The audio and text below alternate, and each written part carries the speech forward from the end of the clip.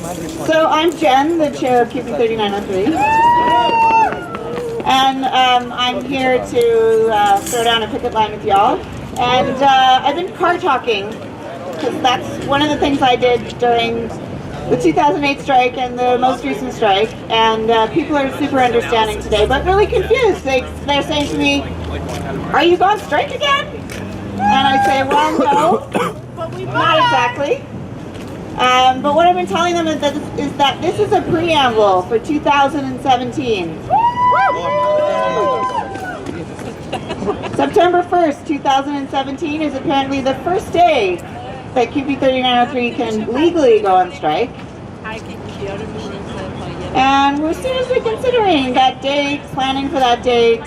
And I think this is kind of a preamble to this. So the other thing I've been telling the people in the cars is that this is a reminder to the university administration about what we do when they don't honor our collective agreements. And as one of our speakers is going to attest to, they're not honoring our collective agreements, in particular with regards to our international students. So we're out here giving them a reminder in person that this is what will happen at all gates in 2017 if they don't start honoring our collective agreements. As some of you know, we are in arbitration over this issue. We had a very horrible first day of arbitration in December on the 17th, where the university insulted us and wasted our time. So I'd like to welcome someone from QP 3902. Evan is here from 3902. They were on strike with us at the same time, different campuses. And Evan and I went to QP National together and straight some shit up there. Unfortunately, we were sort of at arbitration already. Some of you know that Genendro. Anyways, I'm Evan, 3902. We're also currently filing a complaint to the Ontario Labour Relations Board because apparently the University of Toronto thinks the travel grants are funding. I know this seems to defy belief. So, one of the core fights during our strike was to try to raise the minimum funding package, which has been at $15,000 in U of T since 2008, so now frozen for 8 years. We weren't getting any movement on that, and so one of the attempted workarounds was to create a fund that would help top our members up to $17,500. So this was built around data provided to us by the university, which they claimed was funding, but, well, they gave us the wrong year, for one. They claimed it was 2013, 2014, or 2012, 2013, so immediately that's just the calculations. But beyond that, they claimed things in the tables provided to us like travel grants, like any casual employment. Like, so if someone is a casual at the library, they were clawing that back. So they're just looking at ways to claw back absolutely anything. And now the money is completely insufficient because one of the, yes, Jay. So one of the core pieces of our collective agreement was negotiated on entirely fraudulent bases. So stay strong in the struggle. Employers will always try to screw you at every opportunity. And yeah, I don't have a ton more to say beyond that.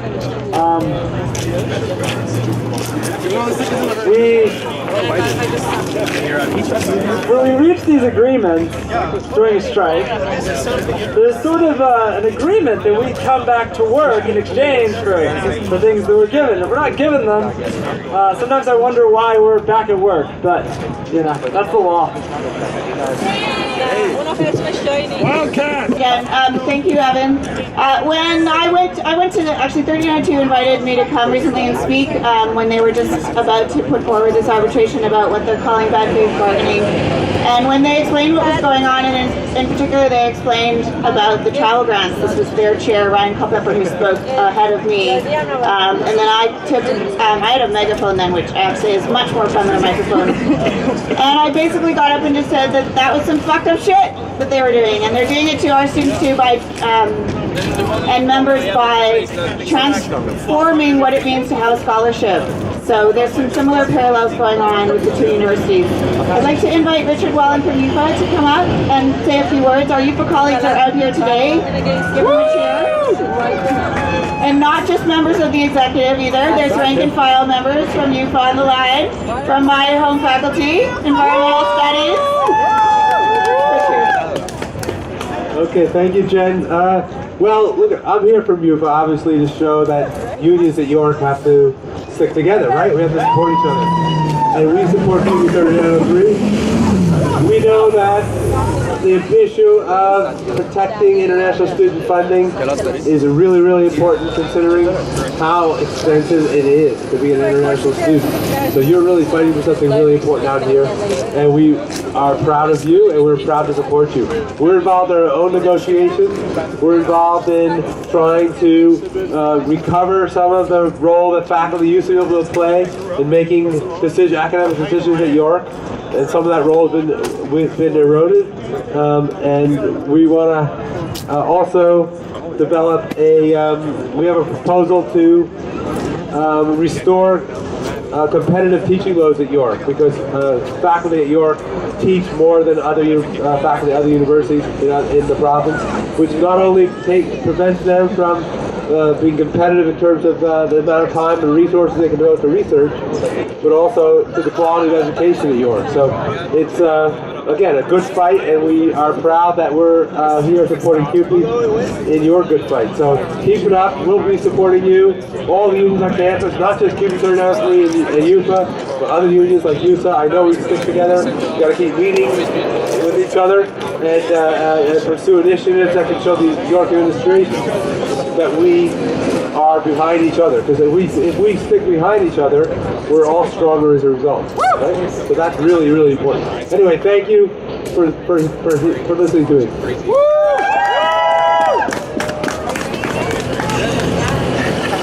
All right, our next speaker is an international student who's being, whose life's been turned upside down by the fact that the university is not honoring our collective agreement. Ayaz, come on up.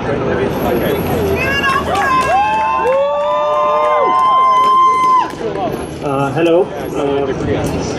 Thank you so much for turning up, everyone. 1 year ago, as most of you might remember, in this very place, we formed intense bonds of friendship and solidarity. We endured the Canadian winter.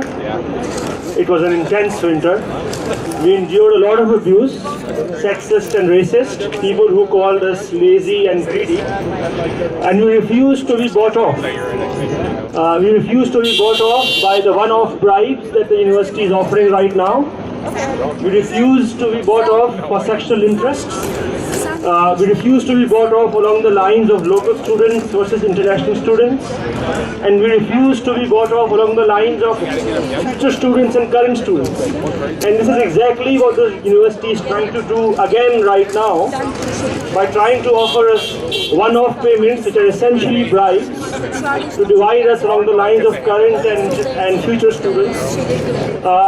But we are still here to remind the university that the struggle is not just something on the arbitration table, or it's not just a legal struggle, but it's a political struggle where we are here on the principle that an injury to one is an injury to all.